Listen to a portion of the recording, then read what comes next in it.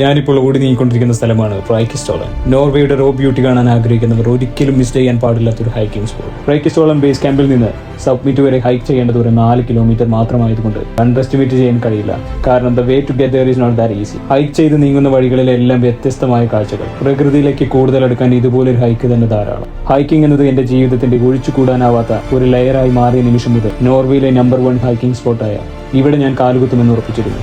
ഈ സ്ഥലത്തിന്റെ പോപ്പുലാരിറ്റി ഇന്ന് ലോകത്തിൽ തന്നെ വളരെ വലുതാണ്. അതിന് കാരണമായത് മിഷൻ ഇമ്പോസിബിൾ ഫാൾ ഔട്ട് പുറത്തു വന്നതിന് ശേഷമായിരുന്നു. ഇവിടെ വരുന്നവർ വെതർ ചെക്ക് ചെയ്യാൻ മറക്കരുത്. കാരണം മോശമായ കാലാവസ്ഥ ഒരുപക്ഷേ ഹൈക്കിനിടയിലുള്ള അപകടങ്ങൾക്ക് കാരണമായേക്കാം.